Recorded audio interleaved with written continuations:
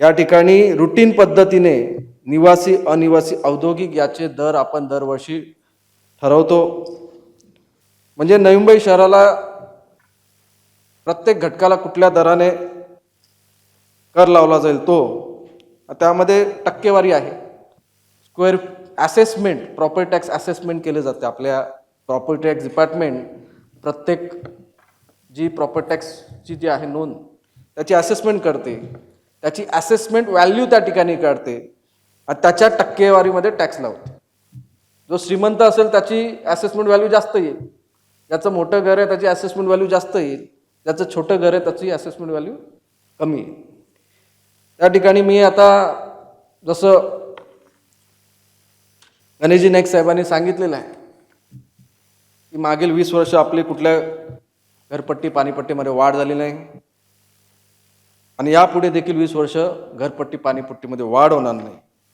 त्या दृष्टीने आपण शैला पाटील मॅडम यांच्या माध्यमातून कुठलाही दरवाढ न करण्याचा प्रस्ताव या सभागृहापुढे सादर केलेला आहे.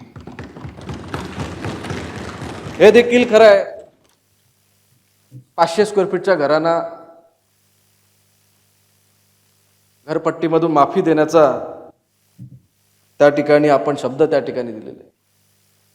त्या ठिकाणी मी अभ्यास करत होतो कायद्याचा की 500 यामध्ये कॅटेगरी करून 0 ते 500 स्क्वेअर फीट घरांना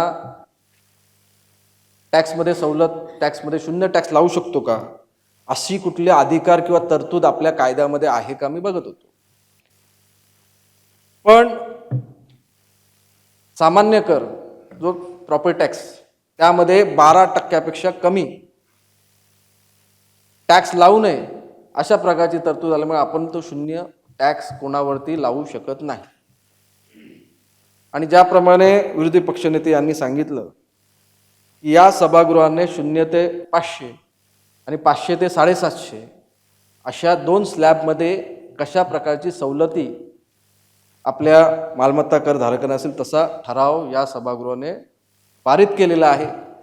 तो राज्य शासनाकडे मंजुरीसाठी पाठवलेला आहे.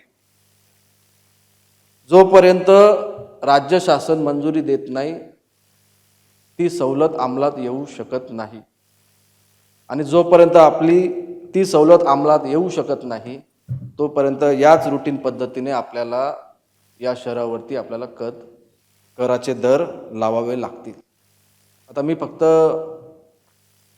महापौर सभाध्यक्ष महोदयांना मी विनंती करेन की आपण जो सभागृहाचा ठराव जो पारित केला होता त्याचे एक रिमाइंडर परत राज्य शासनाला देऊन मग आपले आदरणीय लोकनेते गणेशजी नाईक साहेब त्या मंत्रिमंडळामध्ये सदस्य आहेतच, ते त्या धरून आपला शब्द पाळतील असा पूर्ण विश्वास त्या ठिकाणी आपल्या सर्वांच्या वतीने देतो. आणि निश्चितच या शहरासाठी या निवडणुका काळामध्ये जे जे शब्द दिलेले आहेत ते पूर्ण करायची जबाबदारी आमच्या सर्वांची आहे आणि आम्ही ते शब्द पूर्ण केल्याशिवाय गप्प बसणार नाही. हे टॅक्स देखील मी बघत होतो, सर्वात कमी टॅक्स हे आपल्या शेजारी ठाण्याला 500 स्क्वेअर फीटसाठी आपल्याकडे 5,000 रुपये भरायला लागत असतील तर ठाण्याला 13,000 रुपये भरायला लागतात. तर आपल्याकडे आधीपासूनच पाणी असो, प्रॉपर्टी टॅक्स असो, यामध्ये खूप सोयीचे असे दर आपण त्या ठिकाणी सेट केले. हे देताना देखील विकासामध्ये आपण नंबर 1 त्या ठिकाणी आहोत.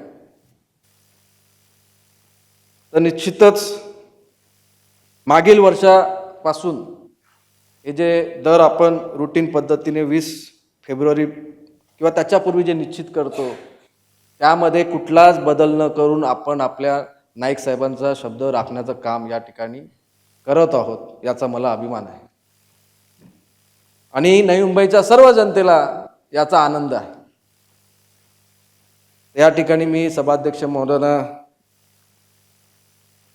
विनंती करतो की आपण यामध्ये लवकरात लवकर हा ठराव संमत करून जो नाईक साहेबांनी दिलेला शब्द पाळण्याचं काम नाईक साहेबांच्या नेतृत्वामध्ये नवी मुंबई महापालिका करेल असं जनतेला अजून दाखवून देऊ.